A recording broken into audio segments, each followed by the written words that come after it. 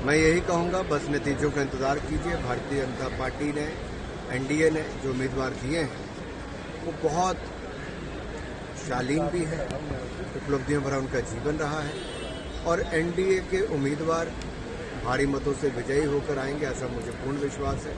और देश को एक नए उपराष्ट्रपति और राज्यसभा को नए चेयरमैन। सर, विपक्ष कह रहे हैं कि संविधान बचाने के लिए और अंतरात्मा से वोट करें।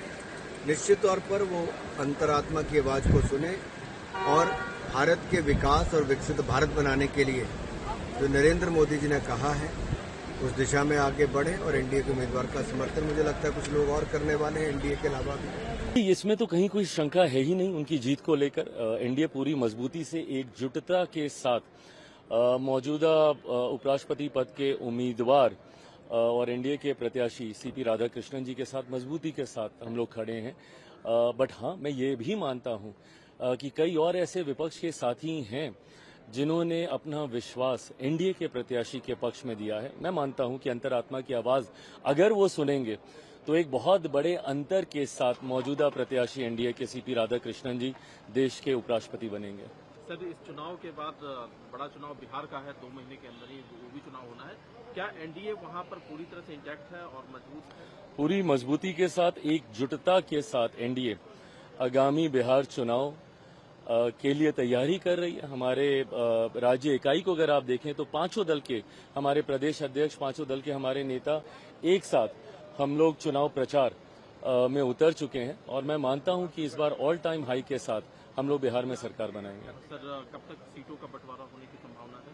जल्द हो जाएगा। मुझे लगता है उपराष्ट्रपति जी के चुनाव को लेकर थोड़ी सी व्यस्तताएं थी, पर आज ये भी चुनाव संपन्न हो जाएगा और इसके बाद अब इसी ओर ध्यान केंद्रित होगा कि जल्द सीटों का बंटवारा और चयन हो जाए। नंबर्स नहीं, सवाल ये कि आप संविधान बचाने के लिए, लोकतंत्र बचाने के लिए और जो कुछ घटनाक्रम है हम उसमें नहीं जाना चाहते हैं, लेकिन अब उपराष्ट्रपति नया होगा, नए के लिए हम लोगों ने वोट डाला है। युवराज सिंह जी के बयान के लिए क्या कहेंगे? उनके लिए कुछ नहीं कहेंगे, उनके लिए कुछ नहीं कहने वाले, उन्हें कुछ नहीं पता है। वैसे क्रॉस वोटिंग की आपको उम्मीद है कि क्रॉस वोटिंग होगी?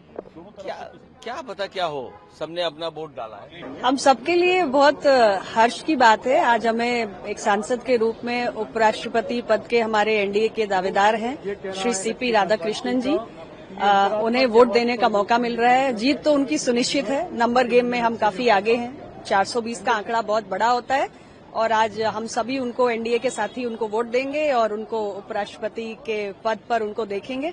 हम सबकी उनको शुभकामनाएं भी और हमारा वोट भी। विपक्ष वाले कह रहे हैं कि वहाँ भी भीतरघात हो सकता है, एनडीए में भी कुछ लोग अंतरात्मा से हमारे साथ आएंगे। देखिए, ऐसा है कि मुंगेरी लाल के हसीन सपने वो देखते रहे। पूरे एनडीए एकजुट है और हमारे जो उम्मीदवार हैं एनडीए के सीपी राधाकृष्णन जी जोर शोर से और शानदार ढंग से जीतेंगे और राज्यसभा का जल्द ही संचालन करेंगे।